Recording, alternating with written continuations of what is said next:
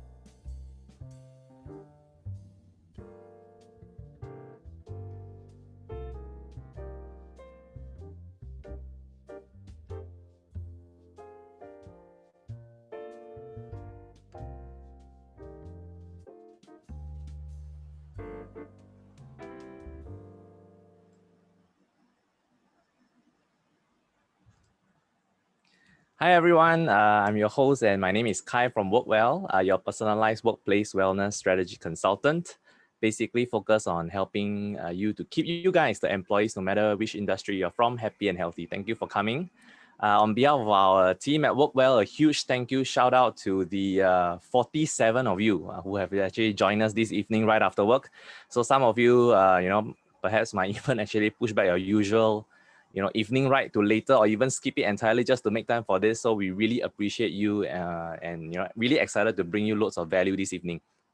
As many of our fellow riders are coming in, just a quick reminder for your best viewing experience, right? If you haven't done so, you may want to switch your viewing to gallery mode. You can actually do this by clicking on the view button on the upper right hand corner of your Zoom screen. After that, you should be able to see all our speakers at once. All right. Now allow me to quickly introduce our speakers for the evening. First up, our very own founder of Workwell, Kimi, who has been cycling for years now, and amongst her rider friends, she's known for her signature blue bike and gear. It's been said that it's a trademark, and you'll be able to spot her from a distance. Hi, Kimi. Next, we have our rice cooker man in the house, Leslie. If for those of you who have actually followed him on socials, would know that he's a foodie and a passionate cook with his rice cooker as weapon of choice. He's also a good friend of mine and found his interest in cycling recently, but has completed numerous rides across Singapore. When prepping for this intro, right, he specifically told me to tell you guys that he now cycles to hunt for food, but I'll let him tell you guys more about that himself later, okay?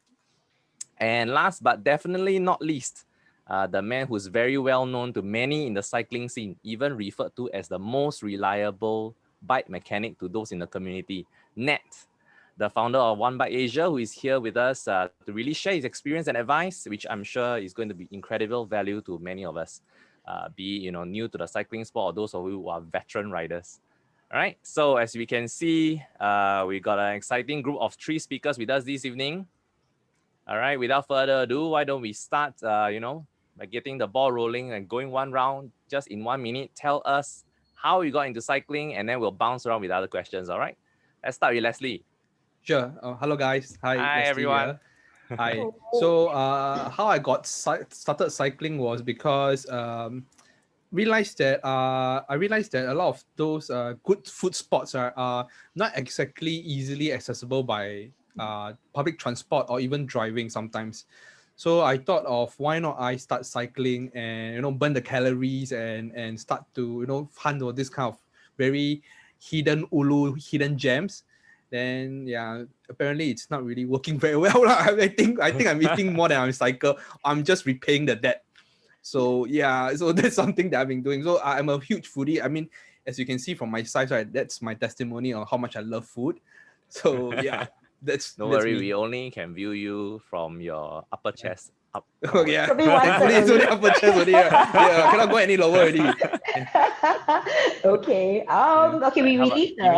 we leave the pro to the end. I Yeah. started cycling in probably 2012. Yeah, I guess. It all started off with a market bike. Then I started cycling around. Then I went into a shop called Cheap John in I think it's in Sembawang. Then within a week I changed to another bike. Then I start cycling nonstop, and the starting point was actually the first ride joining LCSG, Love Cycling, and that's where there's no turning back because you start cycling every single Sunday. You look forward to it and get to know a lot of friends, cycling even more. So if you ask me, personally, I enjoy cycling a lot because it is really a sport that you can choose to do it alone or you can choose to ride it with your friends. And to be honest, cycling and cyclists and food, right, goes hand in hand. So you will not see cyclists not going for food. So Leslie, you definitely make a right choice Yeah. of sports. Yeah. So yeah, we actually, for love cycling, we actually have a motto. You actually ride to eat.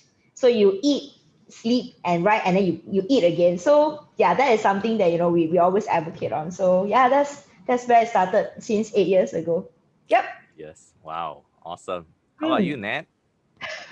Okay. For me, I started cycling, I would say about maybe 18 to 19 years ago. Very Wow. similar to Kimi, the way I started, like a group of friends, we wanted to try something new. So all of us went to a bike shop. I remember my first bike from Benson in Toa Payoh.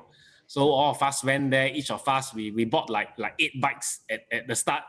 So all of us pick up cycling together, and from there, most of us enjoyed it. So we carried on all the way until even through NS.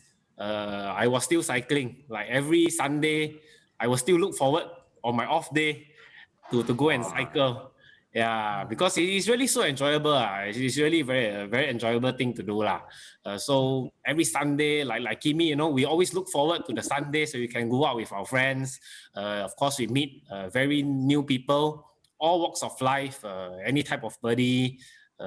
Like example, we started off after that going with Chapter 2 Cycle with Ben Chong, also a very famous person in our cycling community. So we all started together. We have like easily every Sunday we have at least 30 to 50 people going out to cycle together, and that's where you start to meet new people. And if you got kaki, you sure will cycle one. That's where the poison start, right? Yeah, and that's where everything starts. You meet new kaki, you got new poison. Then there's so many reasons to cycle, to keep fit, especially like what Leslie and Kimi has said, especially to find the good food. So it carried on until I even started working in a bike shop at Chapter 2 Cycle for Ben, and and today OneBike Asia is formed lah. We've been around for already 2 years. So this is rough my path lah. I think all of us, I think the three of you here is like the perfect combination for this session, because we've got someone who started just less than a year, and then we got someone who's like 8 years, and then now 18. and then that 18 years, right? It's a very good spread. So one interesting thing straight away occurred to me that I would like to ask, right, based on three of you, right, in your cycling journey thus far, in your different cycling journey thus far for all three of you, right, what does cycling now mean to each of you right now? Is it a sport? Is it a leisure? Or is it something else personal? Maybe you all can just quickly share. Whether we start with Nat, since we actually start with you. What cycling means to me now? Yeah. At different point of my life, cycling means a very, very different thing. When I started cycling, it's about leisure, about the fun. Then as you get more serious into it, as two wheels, be it any form of 2 wheels or 4 wheels, speed is the thing that really hooks onto you. So from there, a little bit of racing, a little bit of serious training comes into it. Then you get very, very serious into the sport. You want to compete. You want to take part in events. You want to challenge yourself. Like you want to ride as long distance as possible. So different points of my life, cycling means something else. At this moment right now, cycling is more of a sport where, you can, firstly, I feel it's compared to other sports, it's very injury free. Of course, you can, like Kimi also mentioned, you can do it yourself, which is very, very important. Most of the other sports, you cannot do it yourself, you need a team. But cycling is a sport that really allows you to really just for a quick workout, maybe you have an hour, you have 2 hours of your time after work, then it's something you can use to work out. But I think the main factor for cycling that should stick throughout is the fun you have in it. The fun is the most important factor in cycling lah. Yeah. Wow. To add on to Nat, so basically you cycle, to me is you're talking about the speed, right? There was a period of time that I really enjoy the speed. I'm not a very strong cyclist. Okay, in fact, I struggle climbing hills, but I love coming down hills. So it is always the coming downhill showness, right, that motivate me to climb the hill. So to me, I feel that cycling really, it kind of, okay, some people will just say that cycling also can talk about life story, but it kind of demonstrates that what you want to enjoy, right, you will have to put in first. Because whatever, before you can come down, right, you got to go up first. So whatever that go up, you will come down. Whatever that go down yourself, right, you will need to go up again. So it's just like the life cycle itself. So that part is kind of like very enjoyable, kind of push me, which actually make me try out really different kind of cycling trip. I mean, if you ask me, so it become like another form of travel. But to me right now, it's really more of like it's like a sport. It's like a kind of commute that you can go far enough based on yourself, but yet not that far because I still like to drive. So yeah. Wow. Well, the answer very long, but answer All very right, short. before we go to Leslie, just a quick Yeah. admin thing. I think for some of you who actually have some issues viewing the gallery mode, right? Because maybe you're actually using your tablet and things. I think it's more of a application.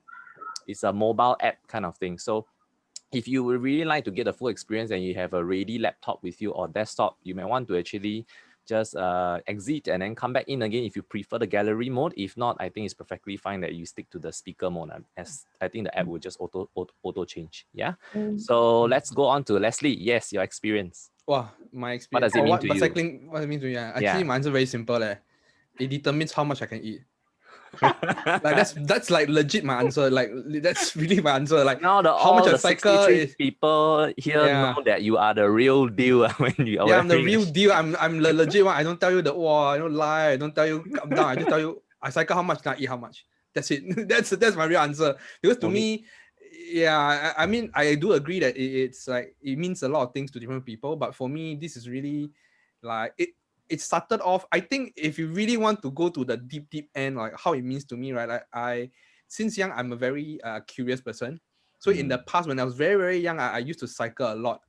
Like I used to like very, I think like those like very cheap bikes, you know, like those like kids bike that I just cycle around the neighborhood to like play hide and seek, block catching, you know, that kind. So it's like when I started back cycling recently, right, it brought me back to that exploration curiosity part of me where I can actually cycle to there, or I can actually see this, or I can actually see that, or so that gave me back that's what cycling mean to me as well lah. I mean, so but the main thing, if you ask me, it's how much I can eat lah. The more I cycle, the more I can eat lor.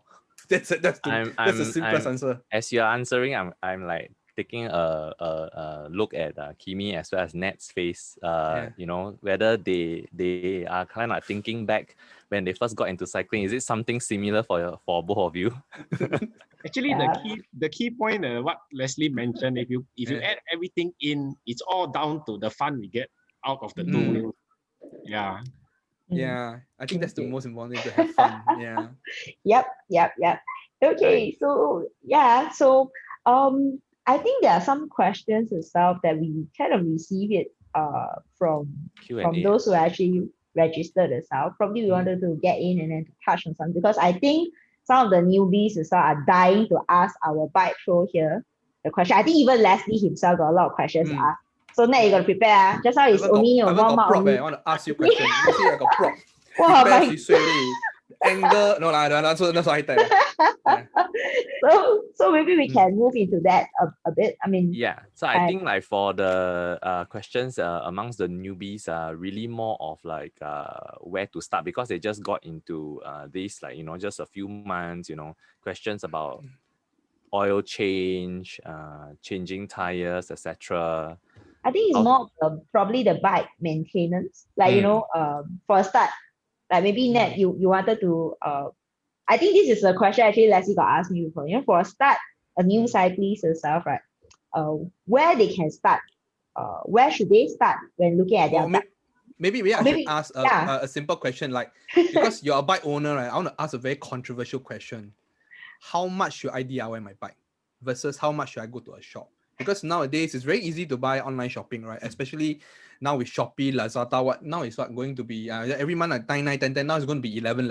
So it'll be a lot of Taobao, a lot of you know, I've seen a lot of people now buying like I don't know, is it controversial, you know, like buy Cheong, Brompton 360. Even I'm the new owner, I can know all these brands already, which is, you know how massive is it? It's on about the online online shopping in terms of bike. So like you as a bike owner, right? Can you share with me like what do you think I should DIY, and what should it's better that I go to a shop instead? On this topic, quite controversial. Yes, yeah. I think that's the whole idea of this whole thing. So people come here, get the juice, get the tea. Really, applies to different people on how far they want to go through in this sport.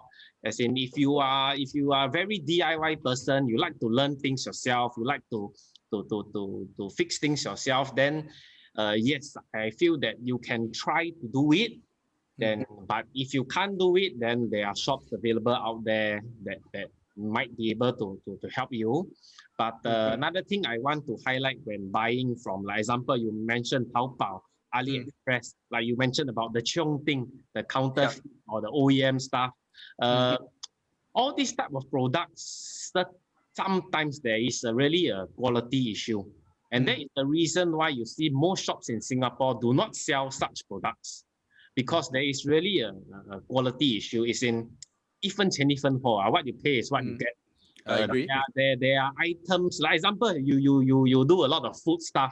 I'm sure there are a lot of gadgets for cooking, like the rice cooker, even small things like the frying pan. Like, why is a certain frying pan, example, $300, and why is the certain frying pan $30? There is a quality difference. Definitely. But let's say you tell me, I just want to play only. I just want to try. I do not know whether I will be cooking for long, or I do not know whether I'll be cycling for long. I just want to get the taste of it, of trying. Then I think it's okay to go for such products. But if let's say once you become very serious into the sport, then I feel that when it comes to better quality things, better quality components, good workmanship, this is where you cannot purchase these type of things online. I agree. You have to really go to a shop to experience how it's supposed to be used, how it's supposed to work. So for the starting off people, I think if you buy, example, like what you mentioned, like a 360 or something which is not too expensive, then I think it's really, really good to start off with lah. Yeah, but once, like let's say 3 months later, 6 months later, wow, this is like example for you right now. You're really hooked on cycling. You really, really enjoy the sport a lot. Then I think you should look at something higher quality to really, really fully enjoy the sport. Definitely. A car or a bicycle that works well will definitely give you the best fun, the most enjoyment in the sport. Yeah. I told him, right, he haven't really changed because he haven't really ride in the group. He haven't really experienced what we call poisoning. No, it's okay. Don't worry. I can share with you the poison level that I have. Okay, so I bought a Java Zero, which is I think one of the cheaper foldable bikes. Okay. I bought it quite cheap, about less than $400. I think about $380. I've spent 200 plus on upgrades already. Very normal lah. Yeah, very normal. Just to let you know lah. So the talk about the poison part, I don't worry lah. It's okay. It's like I join the group, right? Please tell me what to buy. Like I'm willing to spend because tell you no use one. You must ride, then you will feel the difference. So I mean, to be honest, we're talking about Zeng bike, right? My first two bikes, right? The only thing that is left, that is from the stock, right, is the frame. So everything else has been changed. My first bike is a mountain bike. I think that can be called it's a Cannondale. Other than the frame and the saddle, everything has been changed. Wow. Everything. So my second bike was a foldable bike. It's called a Ticket. It's from Bike Friday. Same thing. Other than the frame, everything has been changed. So your one, not yet lah. Like I said, you have not ride with a group and try on a bike. The moment you try on the bike, right, that's where the real poison begins. So got one of my friend, I think one of my friends is here, says self-poison got no cure one. Yeah, it's very true. This one is 自己害自己 one. Just like take knife to stab yourself. You cannot cure one. That's very true. But I think I want to bring back one question because as a new bike owner myself, right, like what are basic maintenance that as a bike owner like myself, a new bike owner, right, like I can look into? Like there's this one thing that I find very interesting. Like growing up, right, I always think that WD-40 is very good. It's like one everything can use. But I start to realize that actually they say that WD-40, right, it's actually corrosive for bikes or at least certain parts in terms of the metal. And so as a new bike owner, of course now I cycle for I don't think I cycle a lot, but in the 1 month I clock I think almost 300 click. I think it's a lot for me. To me, I feel it's a lot as a new bike owner. So the thing is, I start to think of like, like driving like that, I sort of break into my bike already. And I start to think, hey, is there anything that I need to grease? Anything I need to, wheel the oil or anything, or the chain? Like I always thought that chain need to be oily, need to be like, every time you touch it's black color one. That's good because it's lubricant. Then I realized that no, like, it's supposed to be as dry, as clean as possible, there to get the maximum effect. Which was something that I grew up thinking of it, because maybe I wasn't I can't say that I'm a pro. It was just I learned it along the way. I realized, hey, that's something that, wow, I didn't know that I had to clean the chain. And there are people that I know of that say rain, or they will never ever ride in the rain. The moment the rain, they stop cycling, they just stop until rain finish, then they go home. One, it's like, huh? Why don't just continue to cycle home? Say no, cannot. Later the bike dirty, chain dirty, wow, very sian. I don't want. I very keep my bike very, very clean one. Like can go put in museum, that kind. I was like, okay, I cannot understand, at least for me, because to me, maybe my bike not so expensive lah. But yeah, so I want to ask, like, now for Kimi and Nate, right? Like, what do you think as a basic maintenance as a bike owner, right? What are things we need to look at? Okay. I think WD-40, you want to ask, because got people also asking you. Yes, from Can use or not Cyrus. that? Cyrus is asking, is WD-40 not advisable for cleaning on the bike? I will not advise to use anything which is not bicycle related. Like example, WD-40, this brand, the standard, the blue can with the yellow and red. That's the one I'm talking about. That is something that is not suitable for bicycle. But okay. WD-40 in the recent, I think probably about 2 years, they released bicycle specific lubricant, bicycle specific cleaners, which I think is quite widely available in the market at the moment. So don't get the impression that anything WD-40 is bad. Recently, they did release bicycle specific. So for bicycle maintenance, I will suggest don't go to a DIY shop to buy any form of lubricant. Bicycle specific maintenance has to buy from a bicycle shop. They do sell the proper care for bicycle, like even the solution to clean the chain, the lubricant, they are all very specific to bicycle use. As in, I see. if you are very good with your knowledge and your stuff, yes, there are some things where you can use. But like for use lah. Yes. But for the general crowd out there, especially our viewers, maybe I will say out of 1,000 people, there's only one person that know what to use and what not to use. So if you fall into the don't know category, just go to a bike shop, ask for advice, what type of cleaners you should use, what type of lubricant you should use. There are different lubricant. Like example, I would recommend a different lubricant for a mountain biker, a road biker, and a folding bike. So what type of cyclist the person is.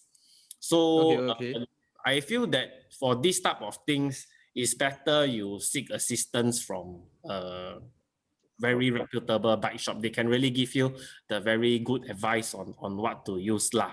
So just to take note, anything from the DIY store which is non-bike specific, please don't use it on the bike. And I think just now also another thing that you mentioned about your friends don't cycle in the rain. Yeah. This for a bicycle, a thing that kills a bicycle the fastest is water. So like example, even washing your bike, you have to do it properly. The biggest mistake a person can make is to use a very high pressure jet, maybe a hose you attach with that thing that squirts high pressure water. Yeah, like the one wash car kind one lah. Those wash car. Please keep away from bicycle. They are not meant to be anywhere near a bicycle. If you want to clean your bike, clean your frame, clean your wheel, the best way is to just use a bucket of water. You use a damp cloth and just wipe it down. Yeah, don't use anything high pressure straight. We have a lot of bearings, a lot of components that is inside the bike where our naked eye cannot see. But only when you come to a bike shop and they have the proper tools to disassemble, those are the things that I feel that you have to leave to the bike shop. You can't do it on your own. So in order for it to last longer, do not high pressure spray your bike. Yeah, that's why your friends do not ride in the rain. First, one thing is also maybe you ride in the rain for 1 hour, but the cleaning take 2 hours. It's Possible. very hard to. There's so many small little angles and things like that in a bike where it's so hard to assess. So that is the first reason, is the cleaning. Second reason is the durability and longevity of the bike. So honestly, as a recreational rider, I do not advise them to ride in the rain lah. Try to avoid as much as possible. Let's say if you're already out, you need to get back, halfway back, it start to rain. Okay, that one don't say, no choice. But I feel that after 1 or 2 times of getting stuck in the rain, I feel it's really good to go to a shop with a very good workshop, and to let them know that, I've been in the rain maybe once or twice. Can you help me to service the bike or what? That'll be the best lah. Yeah. So the question, actually someone did this mention, I think it's something that I also wanted to ask as well. Is there any advice for people who want to be all weather? Because especially now it's coming rainy season, especially this end of the year. So in this kind of context, right, is there anything we need to take note of, as in like in terms of maintenance, in terms of looking care of a bike that it's raining during, I mean, now going to rain soon. Like every day I need, for the first time in my life, I check the weather every day. Like every day I check. Need to check like how much percentage the rain and everything. Now that for once I never really check whether I don't care one. I like rain, I never mind, won't die. The only thing that affects me is the search in the Grab. That's it. But now it's like, wow, cannot cycle. Like, wow, I need to think how fast. Okay, let's just say it's going to rain in 1 hour, right? So which route should I take so that I can avoid the rain? I mean, of course, we don't get rain, but of course, with now monsoon season's coming, it's very hard for us to just avoid rain totally. Especially if you're doing a very long ride. Like now, I'm shamelessly saying, hey, I just crossed 50. I just did a 50K cycle. So to me, my next step is, of course, for me, my milestone is to hit 100. So when you do 100 click ride, right, it's at least 5-6 hours. I mean, of course, for me, I got stop in between lah. So definitely, how can I avoid rain, or at least how can I make sure that my bike can withstand like a lot of rain? Wow. I think for this topic, if it's not that your bike will break down immediately when it rains. Correct. Okay. It's in more to a long-term thing. Like your parts will generally spoil faster. Your maintenance will, like, instead of maybe like a 6 months interval, you need to do it in 2 months interval. Just as long as you do your maintenance regularly, be it you do yourself, be it you send to a shop. But make sure you need to do it even more regular. No choice one. This is how a bike is. If you keep on, like example, for the whole month, like example from this period, I think for the last month, almost every weekend is raining. Yeah, so tell me about it. Customers and friends which are still riding non-stop in the rain. It's not that your bike will break down like after 1 month of usage in the rain, but it's just that you got to prepare that the maintenance level is going to go up also. You need to do it more often. Like example, the chain, you need to clean more often. You need to lubricate your chain a bit more often. You need to wipe down your bike more often. But this is just the exterior. When it comes to the interior, like the bearings and all the very fine parts, the derailleur, your wheel bearing, your headset, your bottom bracket, these are all where all the bearings are located. Then these are parts where at home that you can't do yourself. You need to come to a shop to do. So you can do it. It's just that you need to consider the factor that you need to have much higher maintenance than when it's not raining. One more question from our live audience. I think it's also about maintenance from Gyokli. She says that I've not used my bike for 3 years. So before using it again, what are the things I need to check on before cycling it? Should I send it for servicing? Very, very good question. So a thing about bikes is that bikes, a bit like car, you never use is also will spoil. So example, why I say that, in a bicycle, there are many things, example, that rust easily. Things like your tires, even your tires, your pad. These things are all made of rubber. It's like your shoe. If you don't wear your shoe for too long, then 3 years you don't wear. Reservist. Then the shoe, the sole all come out. Yeah. Then like, wow, why like that? It's the same thing for bicycle. So if let's say you cold storage your bike for even 1 year, I will suggest that you send the bike to a shop. At least they can verify for you and give it a good check that, okay, is your tire still usable? You have your brake pad hardened? Because all these are really safety issues. Like when the tires harden and the brake harden, first your tires do not have any grip. If it rains, that tire is like ice skating already. Then brake also is the same. If let's say the brake pad harden, it doesn't stop efficiently also. So better send to the shop to give it. Even after 1 year, don't say 3 years. 3 years is confirmed no one. Even 1 year also must send one. I see. Yeah. Wow. Okay. All So right. okay, Talking so Talking about the brake. Kimi first, yeah. No, Kimi I go first. remember the first time after I changed. Can I call? No, can I call now? Okay, go there, wanted to change a derailleur. Then after I end up changing the whole drivetrain. So went for a ride, right? You know, okay, this one is just a personal experience. So my first accident is all got to do with brakes. Don't think that brakes that don't work itself is very dangerous. Brakes that is too effective is also very dangerous because you have to get used to it. Wow. Yeah, when you change, like let's say if you change your brake pad or you change your braking system itself, that is for the newbies. Like, you know, you don't think that, you know, everything you change, new one, wow, very good. You have to get used to the braking system itself because that's what happened to me. Happily, I rode back from Ang Mo Kio to East Coast. I got a cup of drinks, then on my left-hand side itself, then someone suddenly stopped. So I jammed brake. My bike turned 180 degrees. Oh, Wow. Yeah. wow, that's painful. And I can think, feel yeah, the it was then painful because, yeah, that was just like half an hour after I changed it because it was so effective. It's a disc brake. So it was so effective that I just pressed like that. I just turned like that. So something for the newbies. So is it something that you need to break into?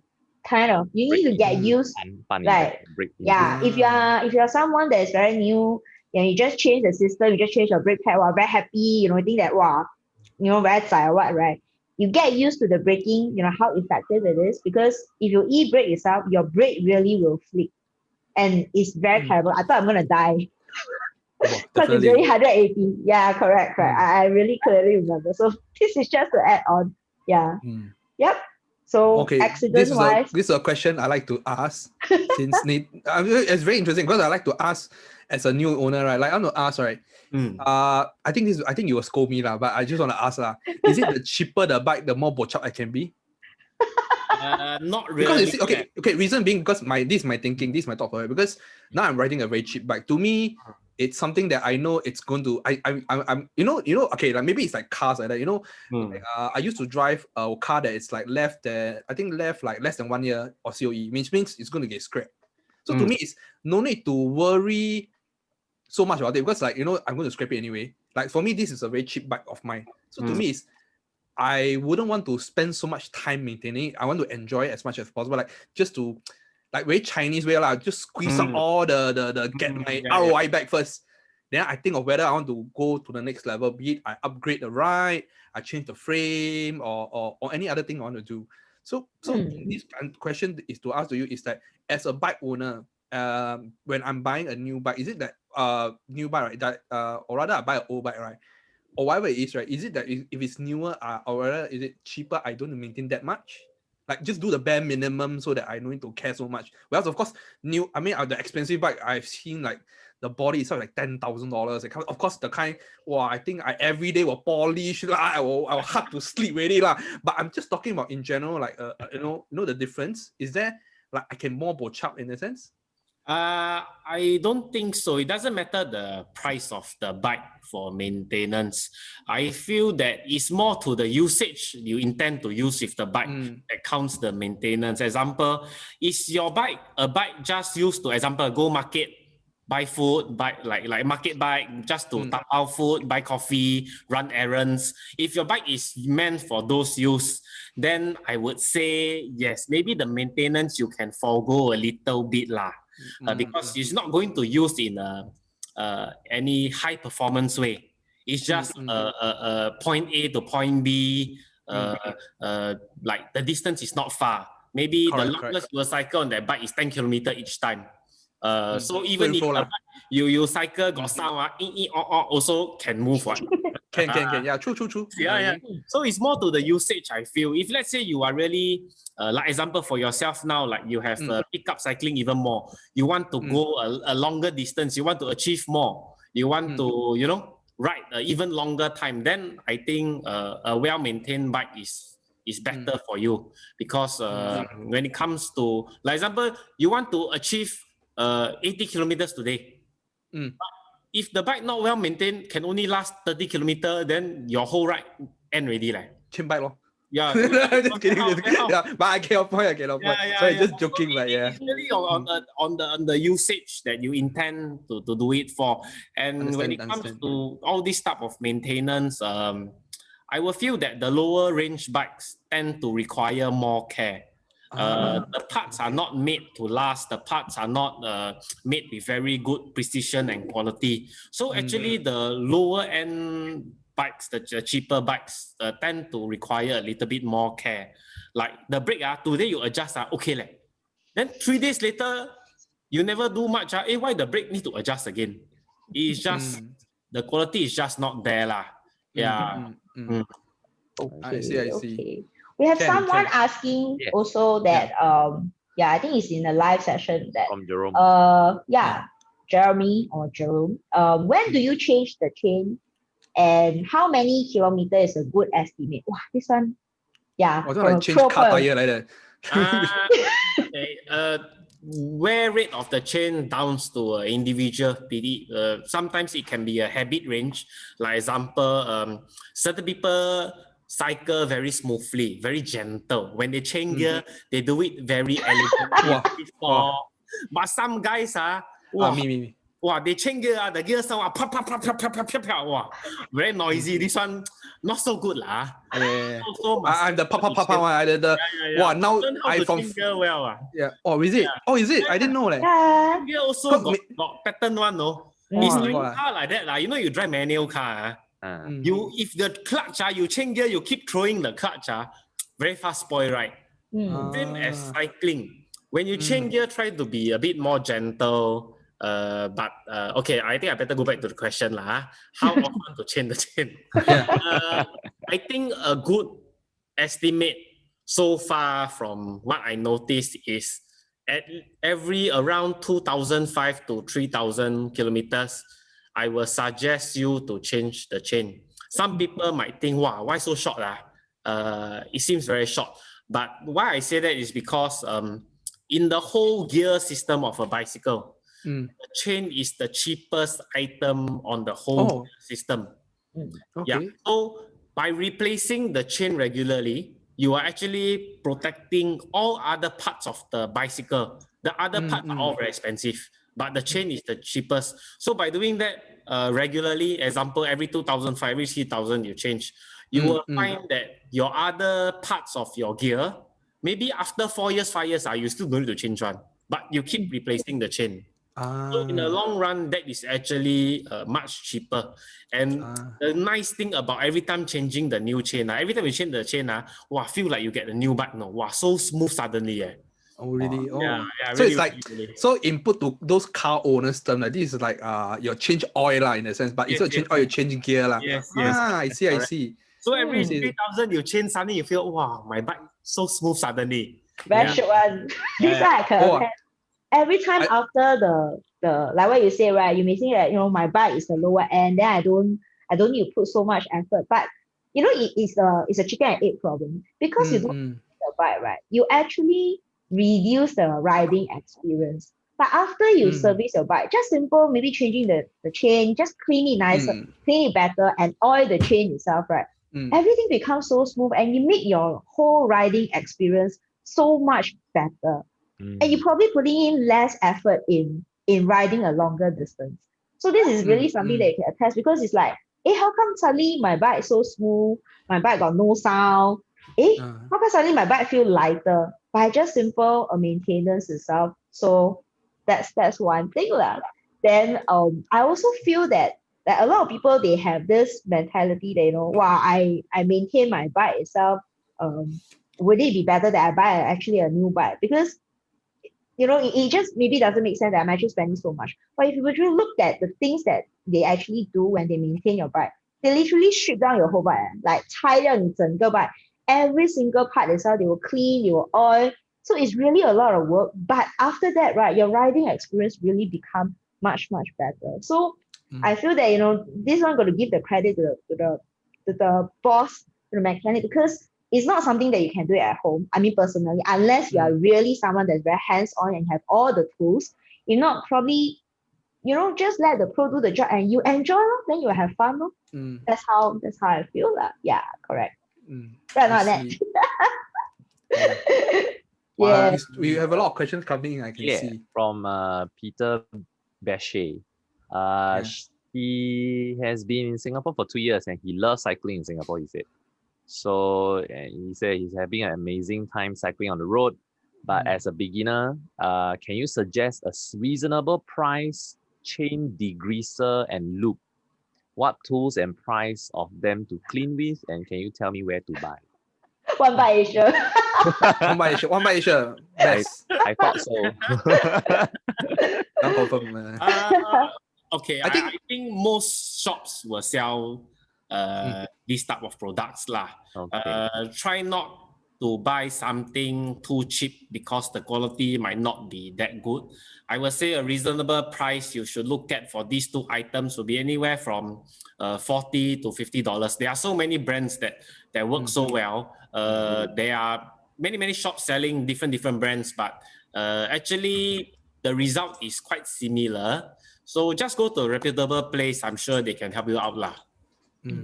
Okay.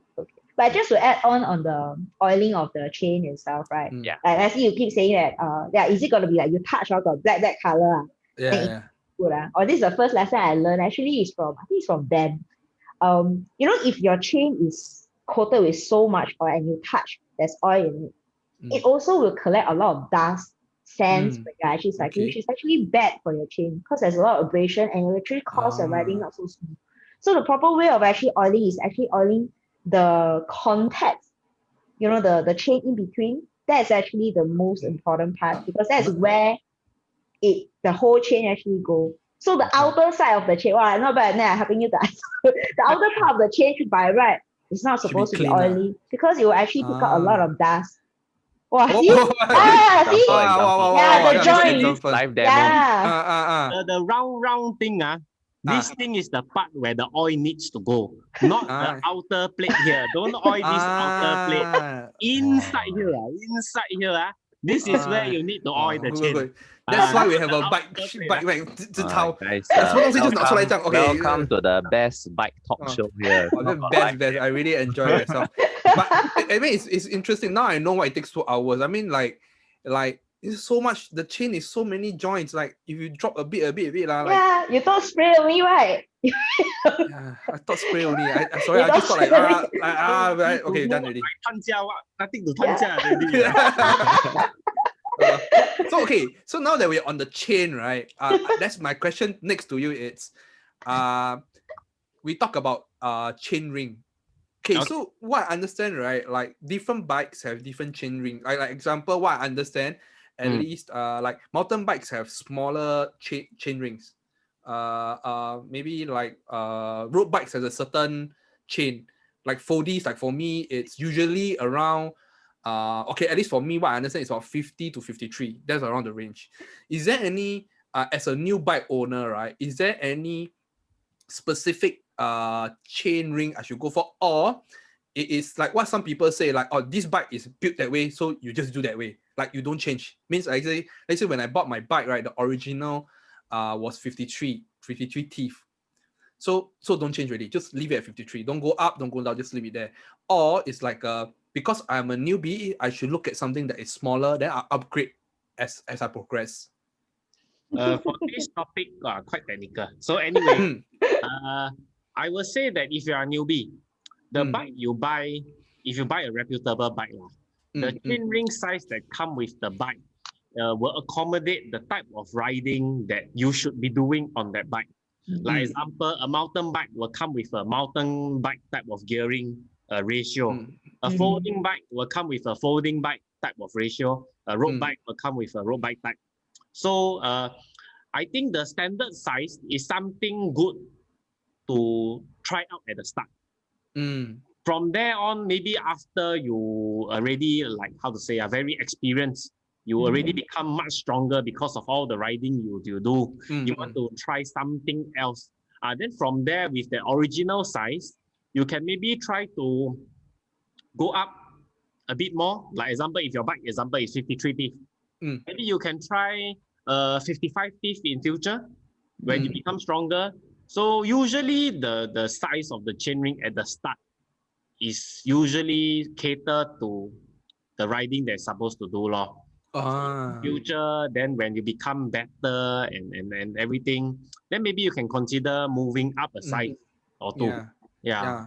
Because why I bring this up is very important, and I say why is because, right, at least in the folding bike community, right, I realized that a lot of people, the very first thing they always change is because it's cheaper bikes, right? So they always come with square. Okay, this is technical, right? Square taper. I don't know. Square taper crank.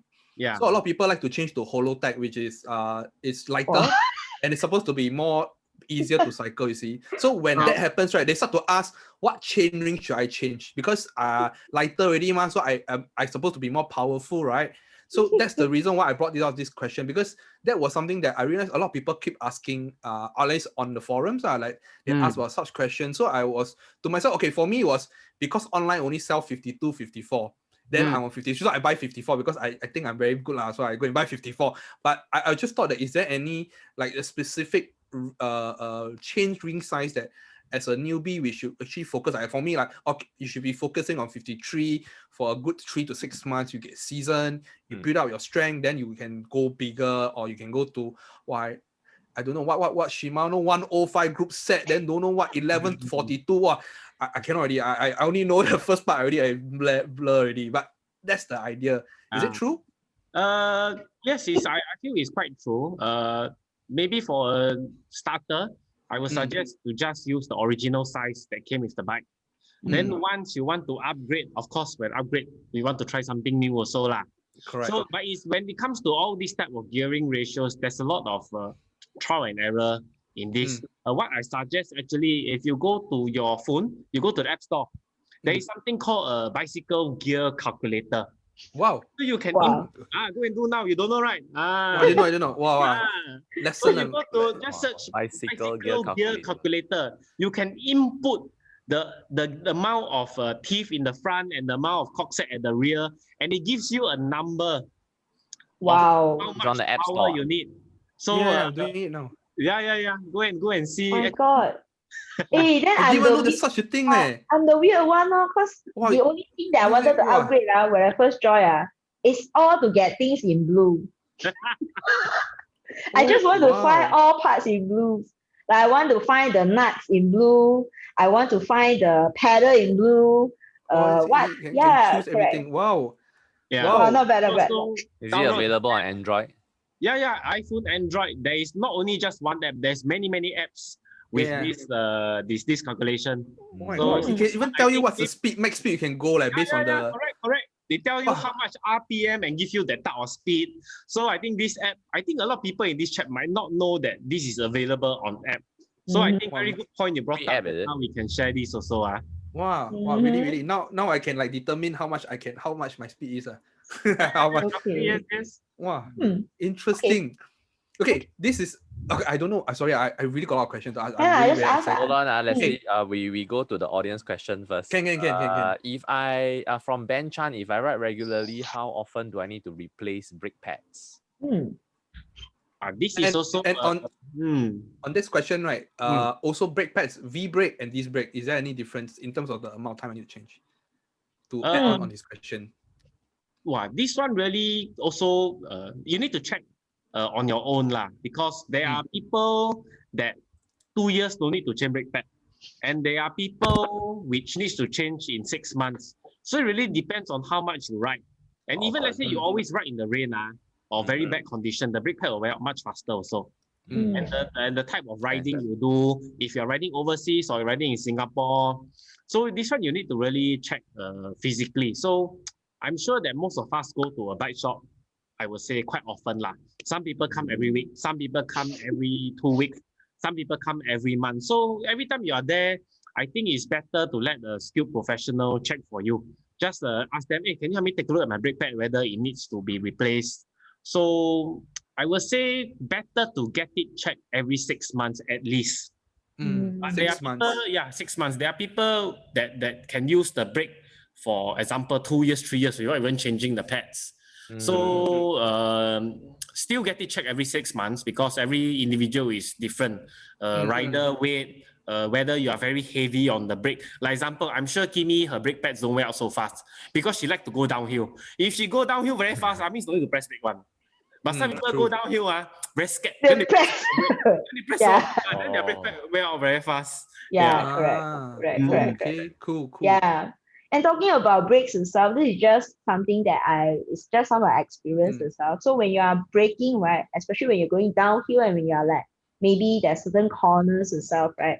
The trick is for the newbies, okay, the pro, I don't care. I mean, maybe net brake like certain ways, but for the newbies, let's say when you're going downhill and stuff, right, don't brake at the cornering. Brake before you reach the corner so that your bike slow down, then you corner. Because if you brake at the cornering itself, chances of you skid is actually very high.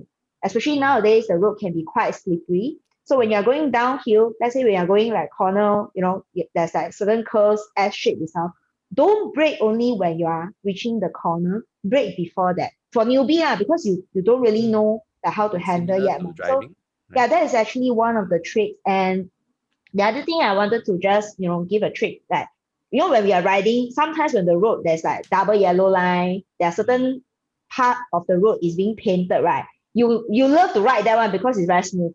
But that part is actually a killer when it rains because that's where you always skid. That's the slippery part. So just take note when you're riding, be on the road or even when you're riding on the pavement, when it rains, right? Any part that's a pain one, right? Really got to be careful and slow down because that's where the more slippery part for the newbies out there. Yeah, so riding in the rain. Yeah, just some tips. Yeah, correct. Next question from Thomas. The last few minutes that we have, I'll just focus on the question. Thomas asks, can I have your view on tubeless versus clincher? clincher? What's your choice and Wow, this one. So we got some other question. I think our first session not enough. You guys must stay tuned for the second session. That question, that question, to be honest, right? I think most of people don't even know the difference. You see, look at the question mark on Leslie's face. What is that? Is it something I need to buy? This question is a bit technical. So I feel that this question is more for the more pro, more experienced cyclists that ride very high performance bike. Then they will ask this type of question. So for this question, I feel that it's better you come down to the shop. Then I speak to you personally. Too advanced, too technical already. Okay. All right. Okay. Well, any more? Next one from Jermaine. How to oil the bike? Also a very technical one. How to oil the bike? A guide probably. Any joint, I think. Or the other joints that you need to make sure that you always keep it oil. I think maybe that's a good way to answer it. And maybe for the foldable bike itself, any parts that you fold. Okay, that's what I was being told. Yeah, any parts that you fold itself, especially the joint part, especially the part that I think your bike is fold like that one, right? The hinge. Yeah, the hinge itself, right? That part really got to take care because that's the part that hold your bikes together. So that's the part that's taking the most tension when you go on a slope or you go on a hump. So you have the oil and then the headset. I don't know, Matt, anywhere else? Seat post, I think. I think as long as another thing like what you mentioned, the hinge, just spray some lubricant near the hinge area where it folds, spray some lubricant. And also one thing that I think a lot of people neglect is the screws on the bike. The bike got a lot of screw. For example, the handlebar area, the stem, there's a screw there. Your seat post, there's some screws there. Try to maybe like spray a drop or two of lubricant in the screw areas. It will help to protect the screws longer. Screws are always the first thing on the bike that start to rust. So by doing that, you prolong the life of things. Okay. Well, this question also I'm very interested to know. Why got Shaw, dry and wet loop? Yeah. Dry and wet. Okay. Dry loop is for dry weather. Wet loop is for wet weather. But doesn't mean wet weather, then I every time put the wet loop means very good. Actually, it's no. Wet weather loop, like what Kimi mentioned just now, the chain become very, very black. It start to pick up a lot of dirt, a lot of dust, a lot of sand. When it does that, it's actually spoil the chain and your whole group set even faster. So for Singapore use, I very, very seldom recommend people to use wet loop unless you are racing. You need the loop to last the whole race. Then use wet loop. If you are a recreational rider, I will suggest to use dry loop instead because the wet loop maintenance is way too high. Just 30 minutes of riding after applying the fresh loop you see wow, the chain so black already wow, you cannot tahan one yeah. So try not to use too much. So it's more like competition like you're going for either competition or example some I sure a lot of locals here, like example, they do very, very long ride, maybe one ride 100 kilometer or 200 kilometer. Then maybe for this type of people where weather plays a part, or maybe they are riding to Malaysia. Like there's a lot of people actually, they from Singapore, they will go to the checkpoint very early, and they will ride to Malaysia. Wow. To Bahat. Yeah, that's how you ride. Yeah, some people go one round, example 200 kilometers. And maybe for this type of people, the more pro cyclists, then they need to use wet loop because if let's say you won't know when it will rain. So for this type of people, wet loop is more important. But for most cyclists in Singapore, I would say more than 99% of the cyclists in Singapore should be using a type of dry loop, be it wax, be it dry loop. I think dry is more suitable for Singapore. Okay. Cool. Okay, this one I think also very important. Okay, this is something that I don't know whether is there such a course, because I did actually try and find.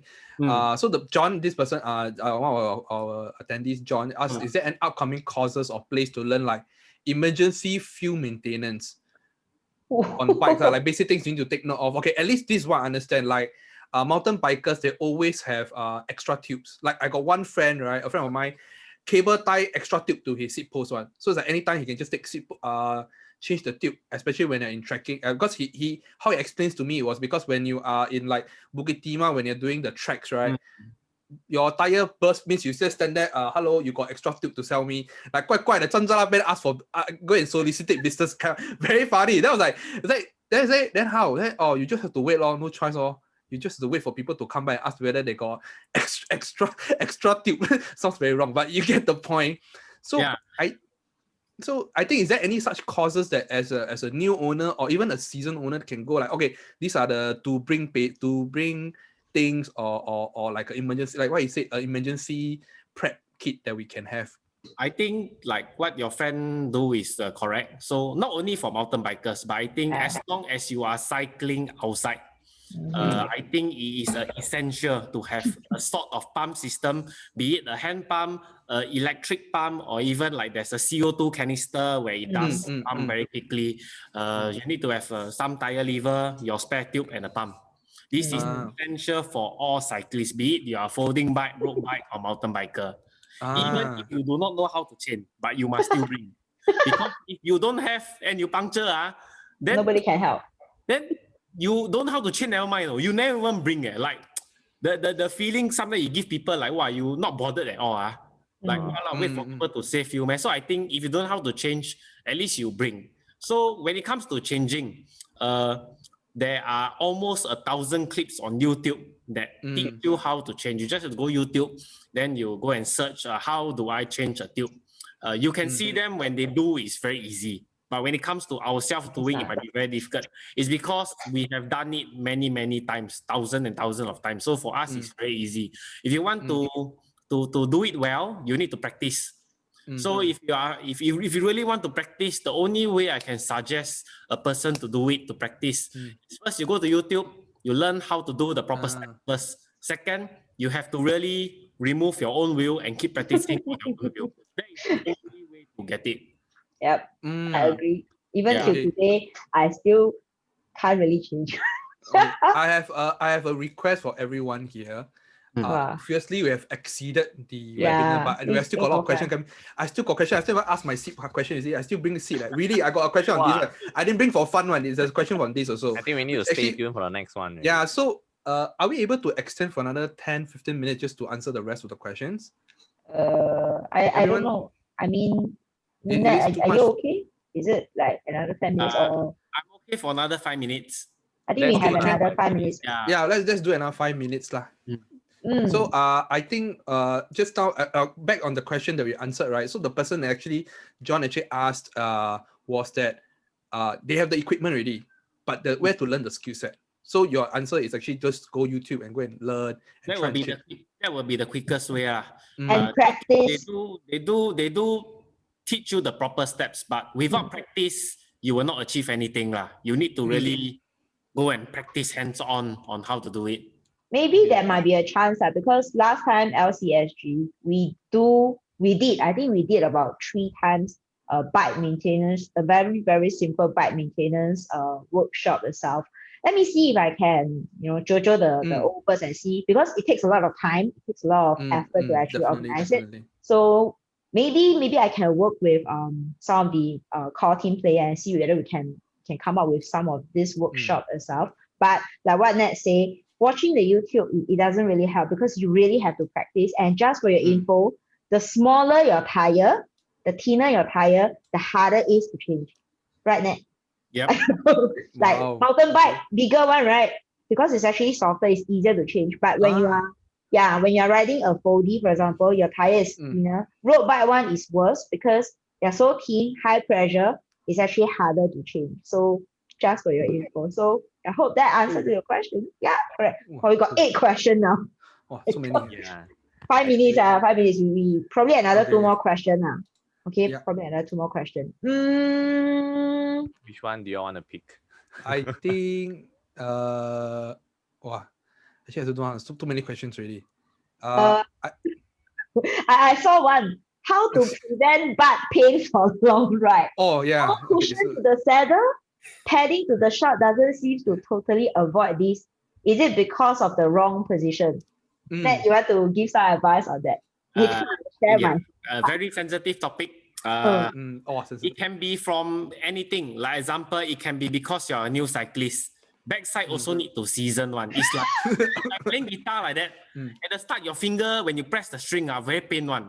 But after you play guitar for long, it suddenly your fingers, the tips become seasoned. Then it's not as pain as before. It's a bit similar to bicycle. The backside at the start, very, very tender. So we need to sit a few times, get used to sitting on a bicycle saddle. Then you start to get a bit better. But sometimes, like the person can say, I cycle for 4-5 months already. I wear padded shorts. I also ride for a very long time, but my seat is still pain. Then it really maybe boils down to the seat itself. There are so many, few hundred seats out there, but there might be only out of the few hundred, there might only just be a handful that really will suit the individual well. That's why there is so many seats, so many models, so many brands.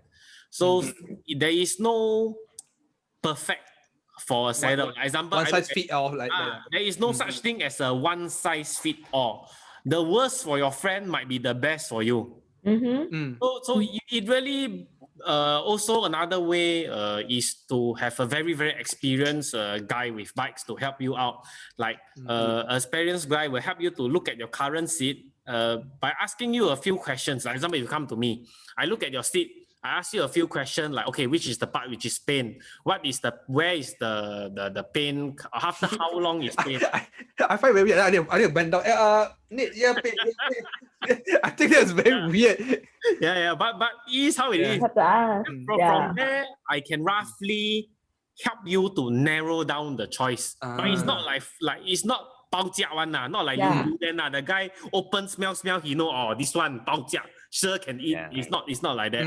You need to really experiment around. Then of course the more experienced the person is, the better he can advise you. Like when it comes to really, really bad saddle pain, and for a very seasoned cyclist, I would really suggest doing a bike fitting. Maybe we can talk about this topic in the next session lah. Oh, because Yeah. actually I was bringing the seat was because of the angle. Because I'm not sure, like, is there any specific angle? Like, you know, like okay, example, what I understand, this is like how this the horizontal, right? Like if it's a road bike, it's supposed to be like this. Then I don't know what kind of bike you need to sit like that. So 2 seconds, wait. oh, He's gonna bring his stuff. He's gonna bring. Wow. We use things like this to measure angle for saddles. Wow. Okay. So high tech one. Yeah, this is just a Means, digital bro, Leslie, tomorrow you just make an appointment to go his shop. That's it. Okay. So this is the digital level lah. So if you have this will be very good lah. Actually, again, you don't have to buy this. Go to your phone and phone. The app for this. Also have. Also the app for this one. Default. Apple default have. Yeah. So put something flat on top of your saddle, maybe a board or a flat book, hard case book. Then use your phone, put it on the top. The rule of thumb I will give to any user is plus minus no more than 3.5 degrees. So anywhere minus 3.5 degrees to anywhere positive 3.5 degrees is usually fine. Anything more than that, example, I see a lot of mistake a cyclist make is they like to angle their seat way too forward. Then they tell me, but like that, no pain. But that one will give you even more pain in other areas. Because when you angle your seat down, it feels like a slide. It's like sitting on the slide to slide down. So what happens when you do that is you use your hands, your upper body to block yourself from sliding down. So your wrist. Your wrist, your shoulder, your neck, all will start to ache. So we are fixing one problem by giving another problem. Okay. So if let's say even after you try with the angles and you find that even after 3.5 degrees in it, no matter where I go, it's not comfortable. This is a cue that I probably think you need to try to find another saddle lah. Yeah, Can. I think on that note, we've got to stop. Too many questions. We really have to have all of you guys to stay tuned for the next session. 2 weeks, right? I think it's on the 9th of November. Yeah, so sorry that we don't get to get through to all your questions, but please come back for the next session. All right, so that's all. Yeah, the time for you guys. But thanks so much, Leslie, Kimi, and Nat for being so willing to share. Thank you. But we really learned a lot today. We have actually tuned in today. It's really been an amazing session with all of you. Really appreciate all of you. But before your heads off for your night rides, please hang on for a while. I have a very, very important announcement for you guys. Let me just flash it off the screen. So as a token of appreciation for all of you joining us today, right, you are entitled to a $5 GrabFood e-voucher, all right, that you can actually use on your next meal order, sponsored by Workwell. And then on top of that, there's also a lucky draw sponsored by very generous OneBike Asia. Thank you so much. We're actually giving out a pair of front and rear lights from Exposure for your bike. So all you have to do is to scan the QR code on your screen and then leave us your email. And then we'll actually send out the GrabFood voucher and notify the winner of the lucky draw later on. All right, so remember to do that and let us know your feedback about today's session as well. Alternatively, I'm actually going to share with you the link, just in case the QR code actually doesn't work. Right here. Hang on for a while. Where is my chat? All right, give me a while. But thank you Nate, thank you very much. You will really give me a lot of so many tips that I didn't even know. Wow. Really. So now that you know who is the one that wants you to be here, right? Yeah, actually, I want you to be here lah. But now I'm very scared to go your shop. To be honest, I scared that I go there. I think your bike. Okay, cannot already. I think I'm gonna change a lot of things. I think I'm gonna upgrade suddenly. Like, why suddenly my bike become $2,000 from something from 2-3? I'm sure. Okay, sooner or later you will be coming into a very high performance bike lah. Yeah. I'm really looking at carbon fiber bodies really. Wow, that's good. No, that's not good. That's not good. Okay, well. Yeah. Okay, while We Kai talk is more. finding the link Yeah, itself, I've posted it yeah, on already. So yeah, the we link is actually in the chat, and then be sure, guys, everyone, please actually leave down your email so that you can actually get the GrabFood voucher and be part of the lucky draw. All right, I'm still gonna keep the QR on for some time.